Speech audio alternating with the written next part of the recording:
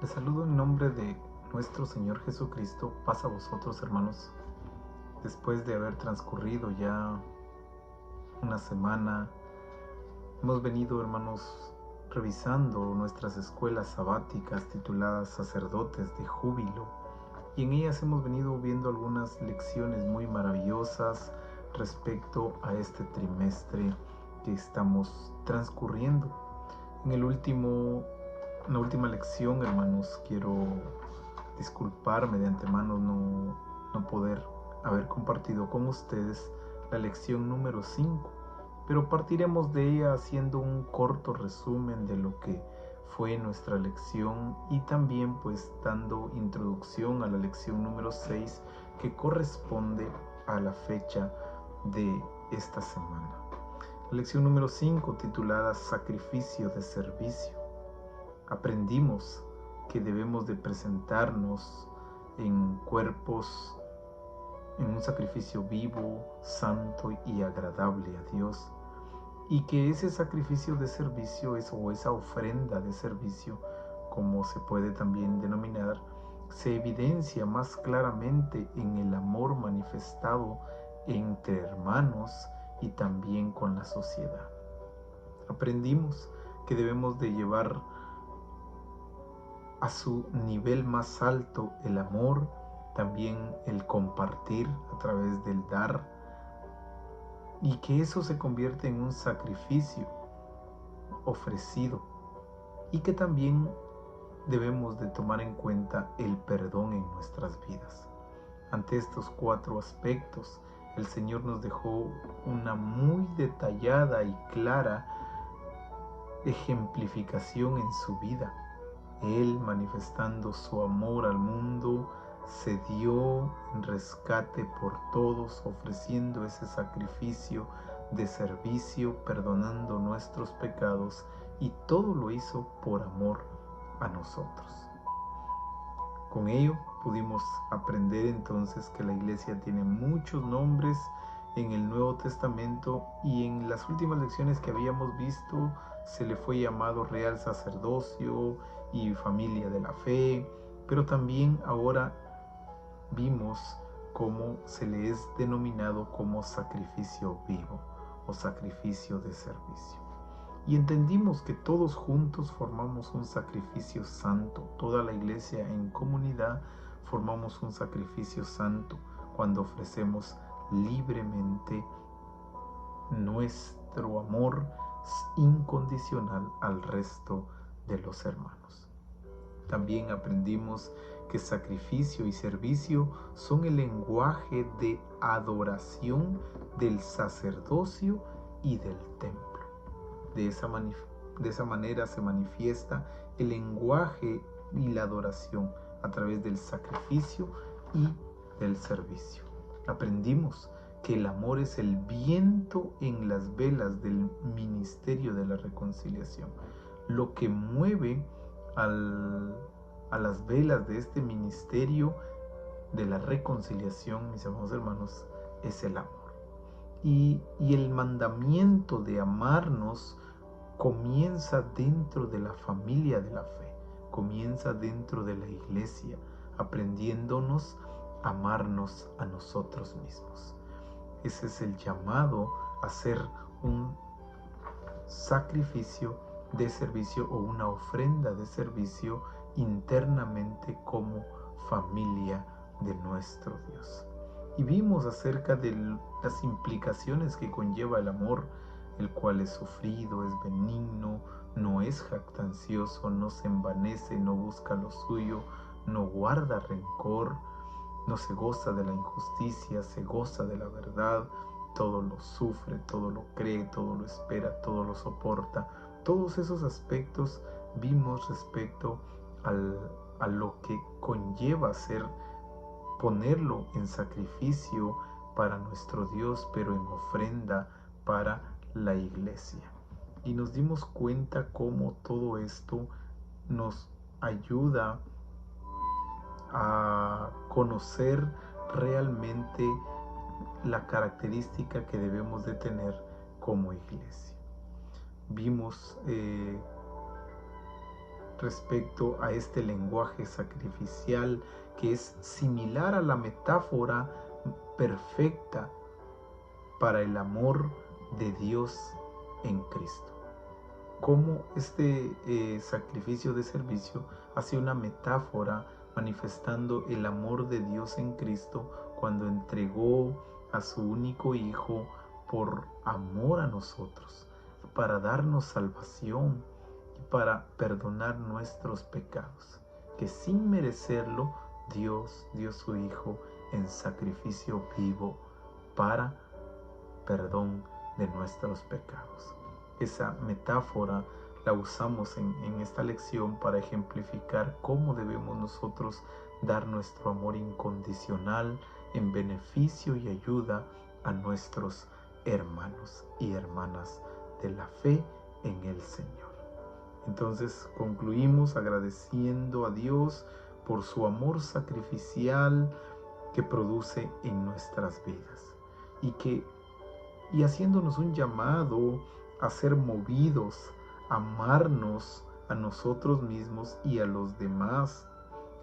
También nos hicimos un llamado a que el amor de Cristo nos constriña o nos impulse a realizar esa entrega sacrificial, más que sentimentalmente, que sea por amor incondicional a nuestros hermanos, nuestras hermanas, iniciando en la familia de la fe y expandiéndonos al resto de la humanidad.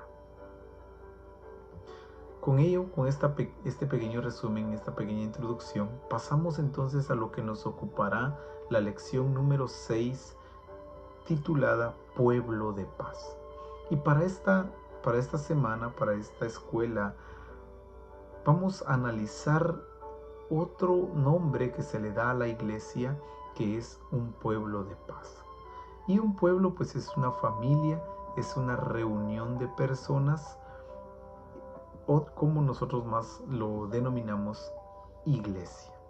Y paz pues es un estado de tranquilidad, de sosiego. Entonces, pueblo de paz es una iglesia con estado de tranquilidad, o una familia con estado de tranquilidad.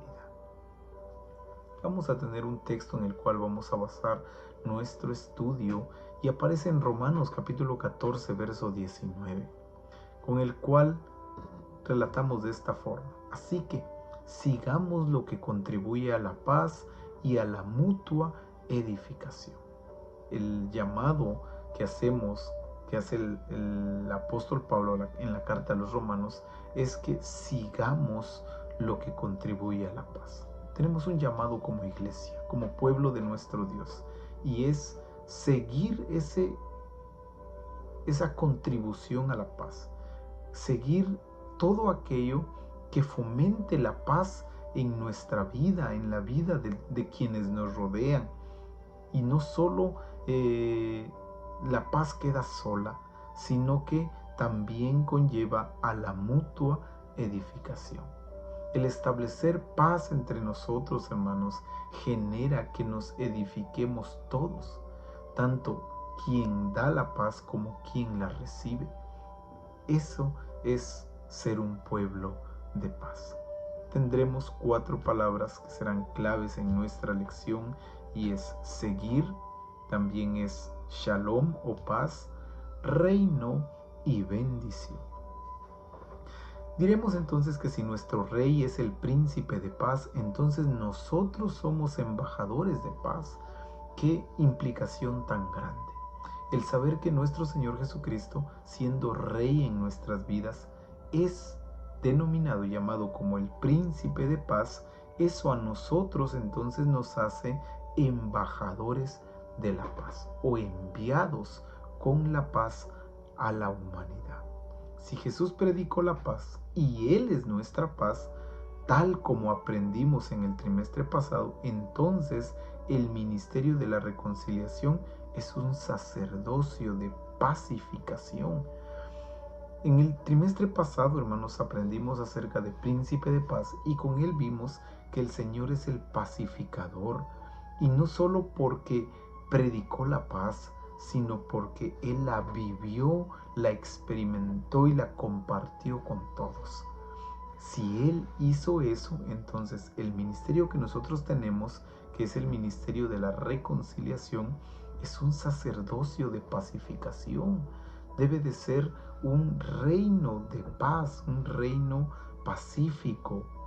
Como iglesia en Cristo, entonces, cuya identidad y misión están definidas por el gozo, la fe y el amor, nosotros estamos equipados con un pueblo de paz para promover el justo reino de Dios, o sea, el shalom, que es paz.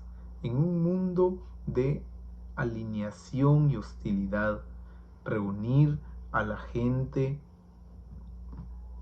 con su hacedor es el primer paso en la sanidad que toca toda relación y restaura la bendición. Decimos entonces que la iglesia es una, con su identidad y con su misión, están definidas por tres aspectos fundamentales. Número 1, el gozo. Número 2, la fe. Y por último, el amor. Las tres lecciones que hemos venido viendo a lo largo de estas últimas 3 lecciones. Pero todo estamos equipados como un pueblo de paz para promover el justo reino de Dios. No solo tenemos el gozo, la fe y el amor, sino también estamos equipados como un pueblo de paz. Somos un pueblo pacificador, porque nuestro objetivo es establecer y promover un reino, pero que es el reino de Dios, y por ser el reino de Dios es un reino justo, es un reino de paz, un mundo de alineación y hostilidad. Ante todo esto, en un mundo de alineación y hostilidad, nuestra tarea es reunir a la gente con su hacedor, o sea, con nuestro Dios. Es el primer paso en la sanidad que toca toda relación y que restaura la bendición.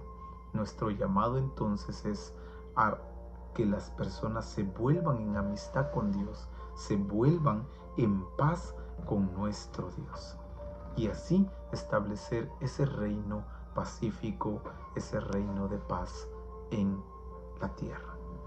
Tendremos 3 respondas y 3 preguntas, las cuales daremos respuesta a las mismas. En los respondas son afirmaciones, las cuales confirmaremos a través de la escritura. El primero dice: el reino de Dios es justicia, paz y gozo en el Espíritu. ¿Qué estamos diciendo con esto? Bueno, que donde el Espíritu Santo, el reino de Dios está. Donde está el Espíritu Santo, está el reino de Dios presente. Y la misión de Dios se expande a través de su pueblo. Donde está el Espíritu, está el reino de Dios. Y a través de ese espacio, la misión de Dios se expande a través de su pueblo. La carta que el apóstol Pablo escribió a los romanos en el capítulo 14 y el verso 17 manifiesta de esta manera: porque el reino de Dios no es comida ni bebida, sino justicia, paz y gozo en el Espíritu Santo. Notemos entonces las implicaciones que tiene el reino de Dios. No son beneficios personales, no tienen nada que ver con sacar un provecho personal de dichos aspectos, sino todo lo contrario. El reino de Dios no es comida ni bebida, sino es justicia, es manifestar la justicia de Dios sobre la tierra. Pero no solo es justicia, también es paz. Es un reino pacificador, es volver a la amistad con nuestro Dios a las personas. Y gozo, es un reino de felicidad, un reino de tranquilidad, un reino de bienaventuranza en el cual hay que disfrutar viviendo con nuestro Dios. Pero ¿cómo se logra todo eso? A través del Espíritu.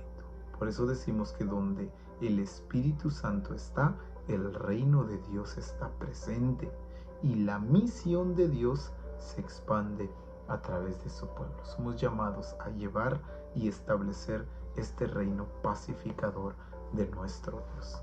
La segunda afirmación, en los respondas decimos que casi todas las epístolas comienzan con un saludo de gracia y paz.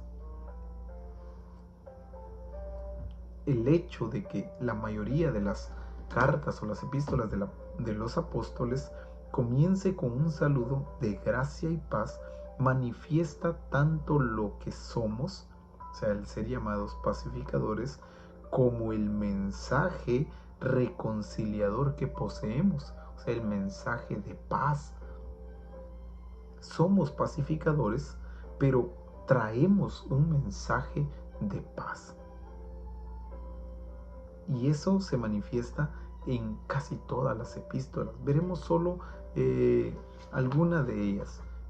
Vamos a tomar la carta que el apóstol Pablo escribió a los Corintios, y en el capítulo 1 y su verso 3 dice el texto así: gracia y paz a vosotros de Dios nuestro Padre y del Señor Jesucristo. Y si pudiéramos ver tanto la carta a los Efesios como los Filipenses, todas inician como gracia y paz. Tienen estas implicaciones fundamentales dentro de las mismas, porque tanto la gracia como la paz manifiestan tanto lo que somos al ser pacificadores, y también manifiestan el mensaje reconciliador que poseemos o que traemos, que es el mensaje de la paz.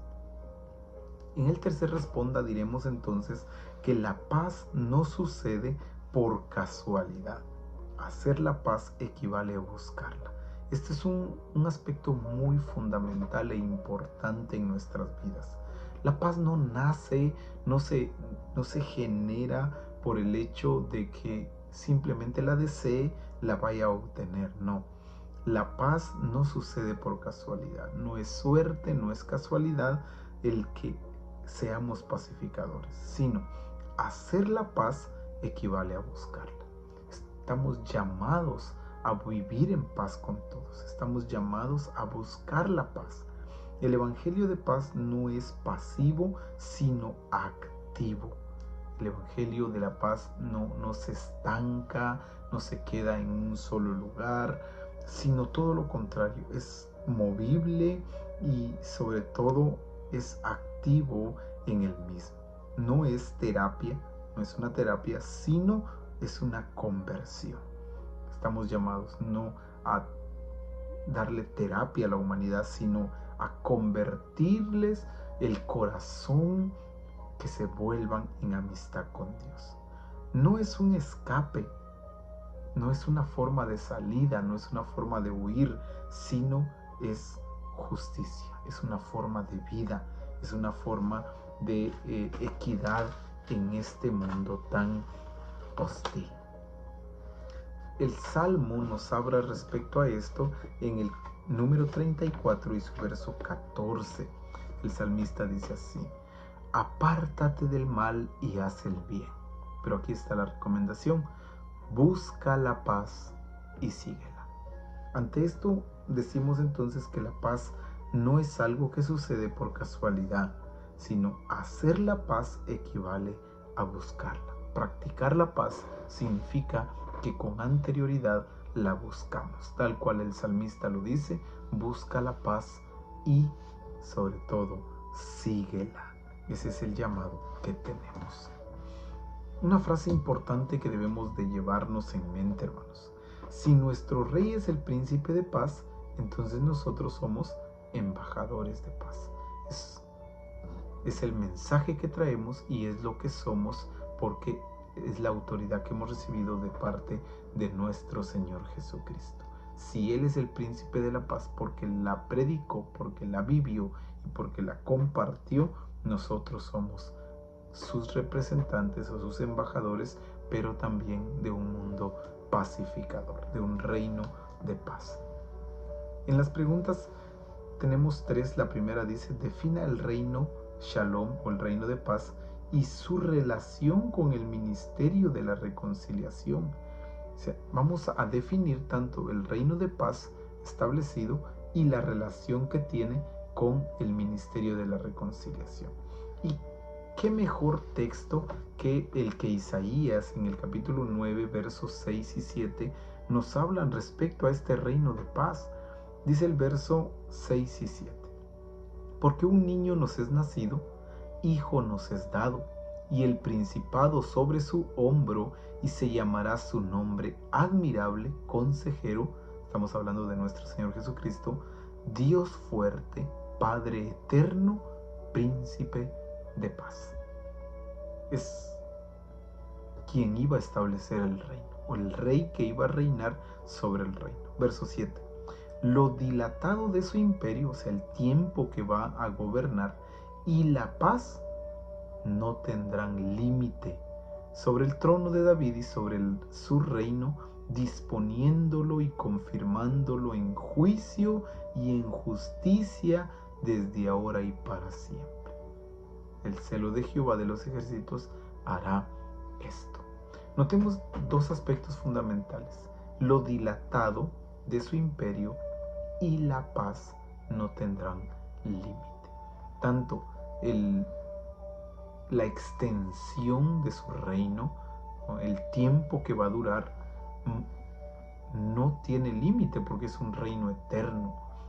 Pero juntamente con ese tiempo que no tiene límite aparece también la paz. La paz dentro de ese reino no tiene límite.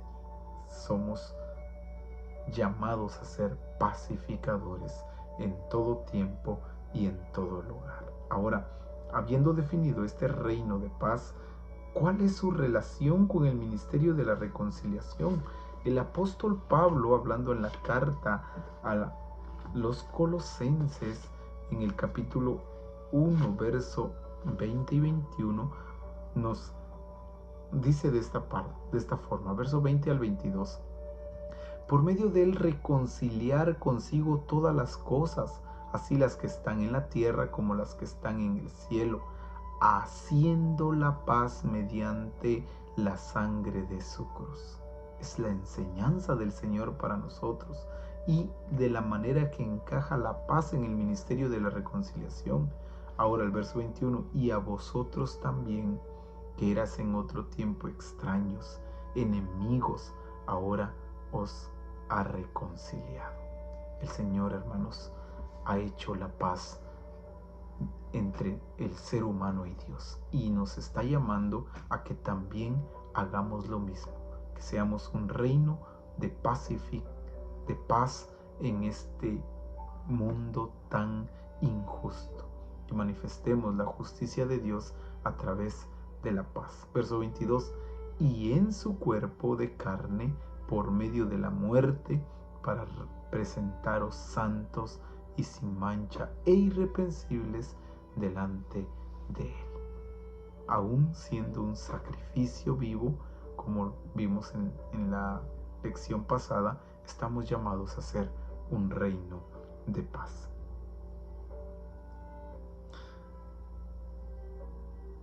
Tanto este reino que fue prometido y profetizado, como lo vimos en Isaías, ahora es un ministerio realizado, y es el ministerio de la reconciliación. Pero una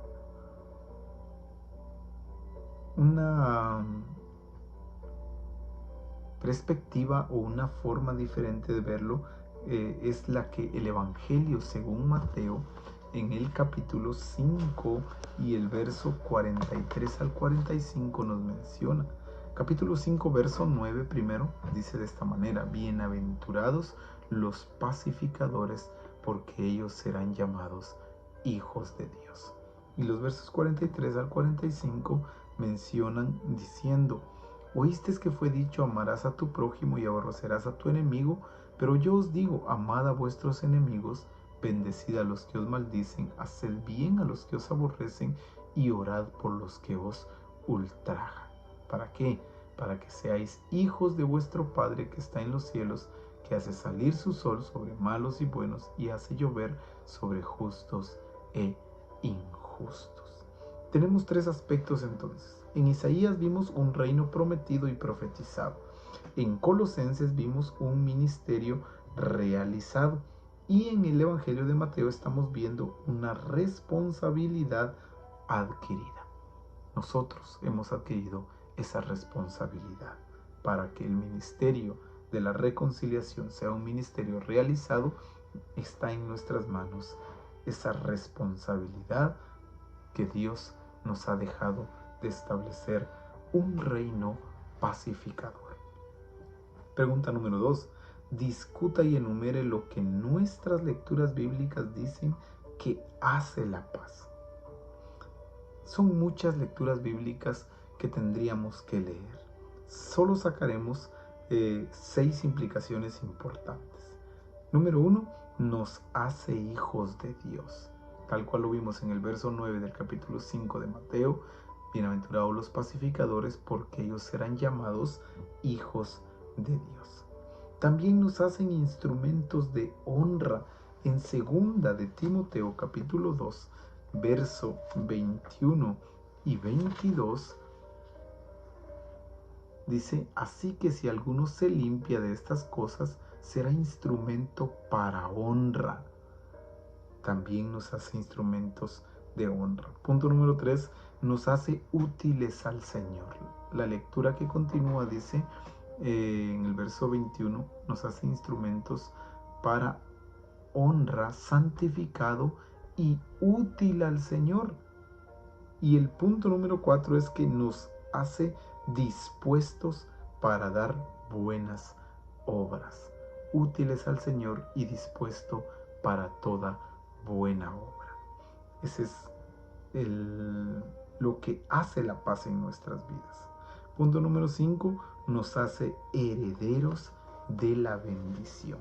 Y en 1 de Pedro capítulo 3, verso 9, dice: no devolviendo mal por mal, ni maldición por maldición, sino por el contrario, bendiciendo, sabiendo que fuisteis llamados para que heredases bendición.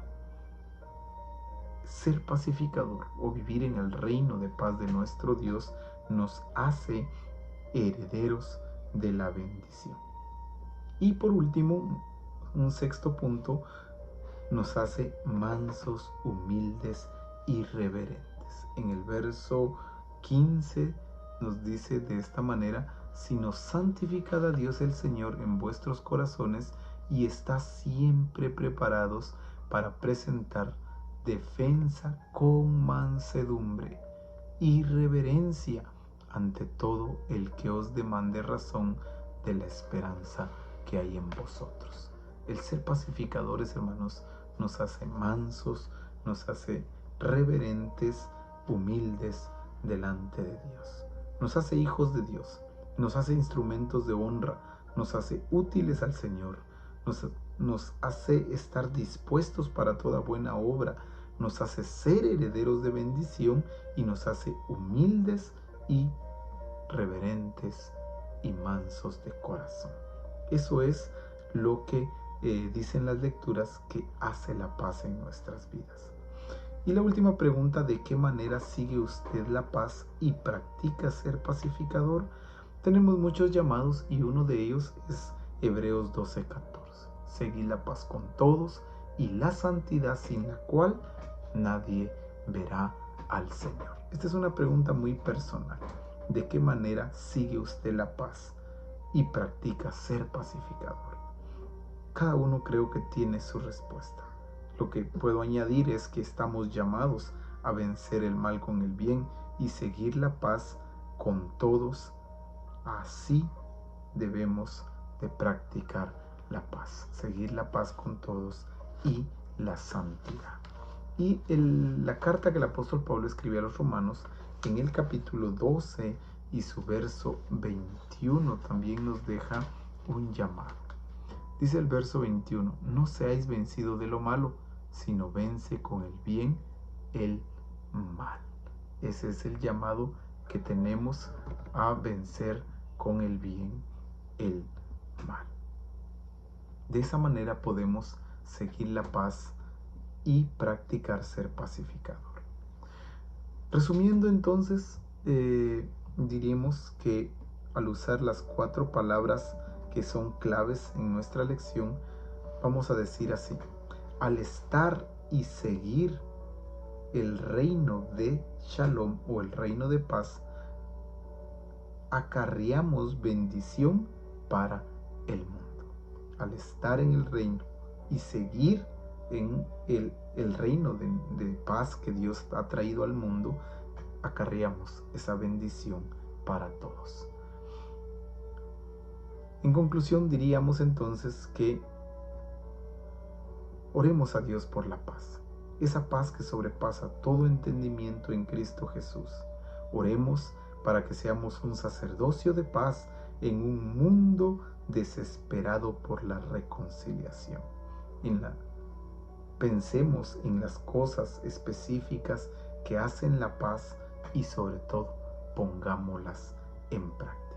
Oremos por ese mundo de paz, ese reino de paz en este mundo tan desesperado de la reconciliación. Cerramos dando lectura a lo que Filipenses en el capítulo 4, verso 8-9 dice de esta manera: por lo demás, hermanos, todo lo que es verdadero, todo lo honesto, todo lo justo, todo lo puro, todo lo amable, todo lo que es de buen nombre, si hay virtud alguna, si algo digno de alabanza, en esto pensar. De esta manera podemos practicar la paz y ser pacificadores. Verso 9: lo que aprendiste y recibiste, oíste y vistes en mí, esto haced, y el Dios de paz estará con vosotros. Queremos que el Dios de paz habite en nosotros. Imitemos lo que el apóstol Pablo nos está dejando. Por último, el verso 7: y la paz de Dios, que sobrepasa todo entendimiento, guardará vuestros corazones y vuestros pensamientos en Cristo Jesús. Encomendemos nuestras manos en la voluntad de Dios. Dejemos que sea Dios, a través de su reino de paz, quien transforme nuestras vidas y quien guarde nuestros corazones y quien guarde nuestros pensamientos en nuestro Señor Jesucristo. Que esa paz de Dios reine en nuestras vidas y que podamos manifestarlo a la humanidad, a la sociedad, compartiendo ese reino en el cual ya estamos y estamos llamados a ser partícipes del mismo. Si no se ha adherido, se ha incluido a este reino de paz, lo invitamos a que comparta con nosotros el ser enviados o embajadores de la paz, siendo pacificadores. Que el Señor bendiga su palabra en el corazón de cada uno de nosotros, en donde nos encontremos, y que seamos un pueblo de paz en todo lugar. Que el Señor les bendiga, hermanos, y hasta la próxima lección de Escuela Sabática. Paz a todos.